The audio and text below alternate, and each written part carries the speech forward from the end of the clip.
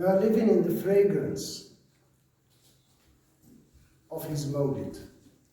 Less than a week ago we celebrated his Milad, alayhi salatu wassalam, and today I just thought of highlighting something that represent for us as Muslims almost his last words. His last words in Hajjatul Wada. The sermon he gave, we call it the farewell sermon. In Mecca, in Arafah. And the khutbah is really interesting in the sense that it encompasses many aspects of what he taught the Ummah over 20 years, from his Mab'ath to his death. The people of Sirah, Ashabu Sir, they say between Hajjatul Wada', the last, Rasulullah ﷺ did perform only one Hajj. That was the one. Between that Hajj and his death, about a month, some say 40 days. So he knew he was going to go to meet his Lord. And through this khutbah, I'm just going to read few extracts of the khutbah. The khutbah was not long, because Rasulullah ﷺ in general, he doesn't want to, he knew the human psyche. People, if you keep people, you talk to them for 2 hours or an hour, or even half an hour, is a lot to take. So his khutab were jawami. And Rasulullah ﷺ says, Utitu jawami al-kalim. So I was given the beauty of his speech is that it, in a few words, he can summarize books. Something we cannot do. That's a given. Allah Azza wa Jal gave him this barakah in his speech. And Sayyidina Ali alayhi salam radiya anhu was like that in his khutbah. So today I just want to read some of it. I start in Arabic and I hope I can give justice to the translation. He starts, Ayyuhan nas, O people. And it's interesting here. I've got 100,000 Sahaba. Apparently that's what we know. It was the biggest gathering in Arabia up to that point. Because Arabs in Hijaz, in Najd, around all these areas, they were tribes. Before the Mab'ath of Rasulullah ﷺ, they were tribes. Everyone has got his own ways of doing things, and they were fighting each other for centuries. And I'm sure all of you know some of the interesting dynamic that place had. 40 years of war between two tribes over 2 camels. Yeah. And we know this happened. So when he came, obviously, he brought a religion of togetherness. So a person from the east of Arabia will meet a person from the west of Arabia under the umbrella of Islam, of La ilaha illallah Muhammadur Rasulullah. But here he's saying, Ayyuhan nas. He could have said, Ya ayyuha alladhina amanu, because everyone there is supposedly Muslim. But this khutbah, this word nas, tells you that this khutbah was for universal purposes, for all humankind. Yes. It is like a charter for everyone. And you can put this charter in the United Nations now, because the aspects he addressed in this khutbah are amazing. Head of his time. And he starts by saying, Ayyuhan nas, موعدكم معي ليس الدنيا موعدكم معي عند الحوض والله لكأني أنظر إليه من مقامي هذا. your maw'id, our meeting point is not in this dunya. He's telling them that he's leaving soon. And the closest Sahaba understood the message. They were crying. موعدكم معي عند الحوض. I will meet you near the Hawd. Hawd is the basin. Hawd al-Nabi sallallahu alayhi wa sallam, where inshallah we'll have the privilege to get a drink from his blessed hands, inshallah. If we deserve it. So he's promising the people that inshallah they will meet in Jannah. And then he says, أيها الناس, O people, والله ما الفقر أخشى عليكم. By Allah, it's not poverty I'm worried about for you. I'm not worried about you because the Sahaba, if you know, if you read the Seerah, they went through so much. Difficulties, hunger, punishments, this and that, and they surfed through it. So he's saying, this is not what I'm worried about. ولكن, but أخشى عليكم الدنيا أن تنافسوها كما تنافسها الذين من قبلكم فتهلككم كما أهلكتهم.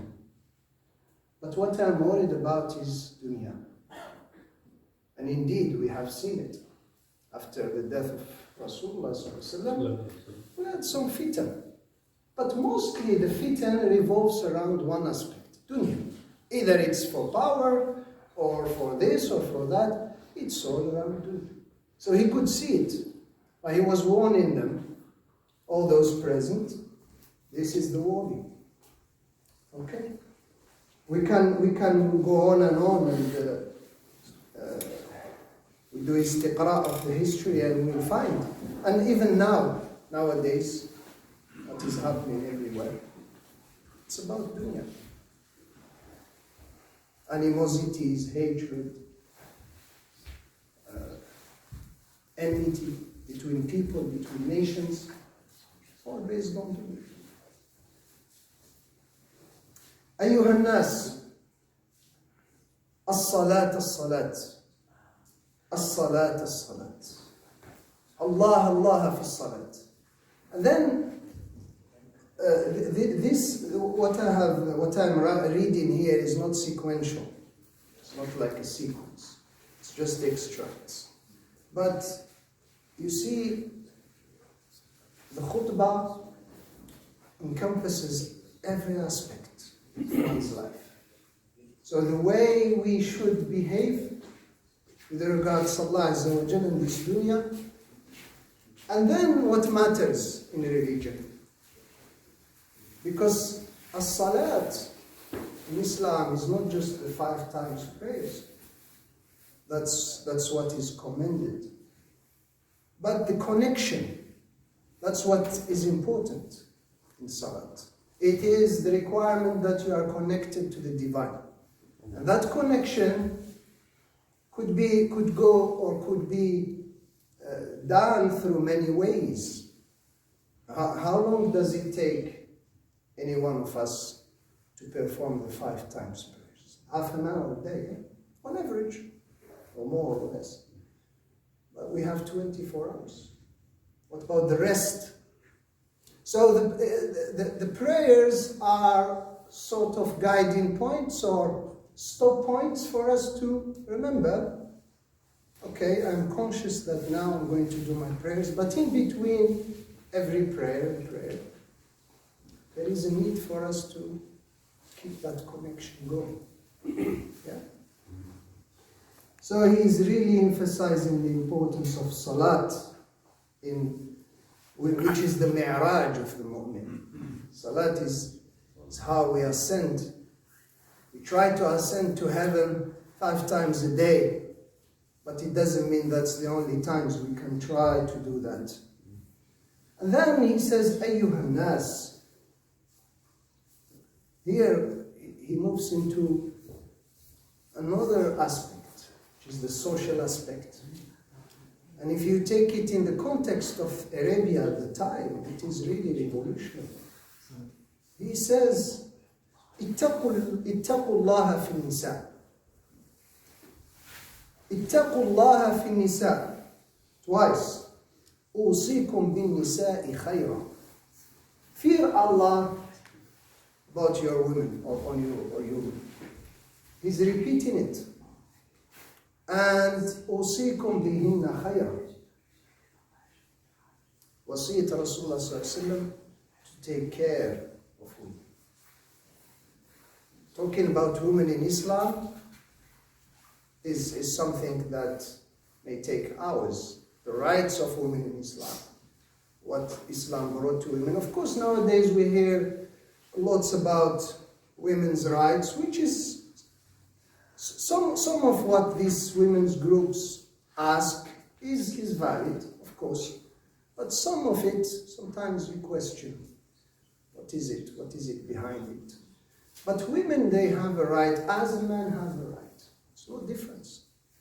And the reason why Rasulullah ﷺ is asking men to, or reminding them to take care of their women, it would go the same, the opposite direction. Women should take care of their men as well. But because in Arabia it was a macho society, where men was everything, women were relegated to the sidelines. So he's saying to the people there, your women should be on the mainstream in society. There is no difference.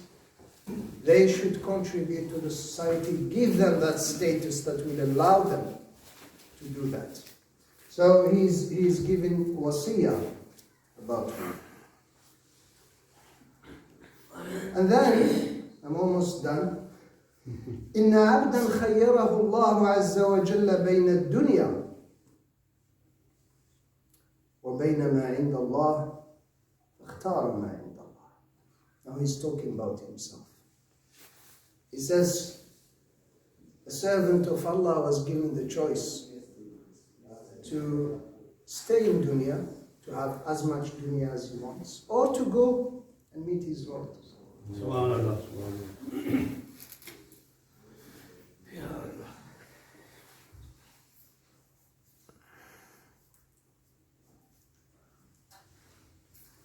So he decided to choose the later one. And then he says, Awakumullah, Hafidakumullah, Nasarakumullah, Thabbatakumullah, Ayyadakumullah. He's giving dua, blessings to this audience, 100,000 people. And then the final one,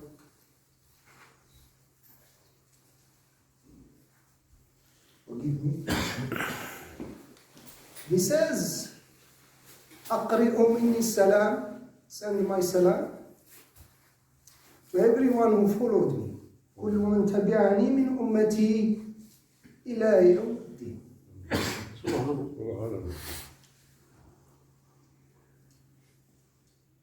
So he's sending salam to us as well. Wa alaikum salam ya Rasulullah. I'm sorry, I'm a bit emotional, but it is important. We cannot not be emotional when we remember Rasulullah. And this is his last wasiyah. I advise people, those brothers and sisters who haven't had the chance to read it, spend 10-15 minutes. It's not a long one. And because it has got treasures. It is a summary of Islam, and it is also a direction for us, what matters, what we should be mindful of. نسأل الله العلي العظيم أن يوفقنا إلى أن نتبع خطى نبي الله الكريم عليه الصلاة والسلام. اللهم صل على سيدنا محمد في الأولين، وصل على سيدنا محمد في الآخرين، وصل على آل بيته الطيبين الطاهرين، وارض اللهم عن الصحابة والتابعين وتابعيهم بإحسان إلى يوم الدين.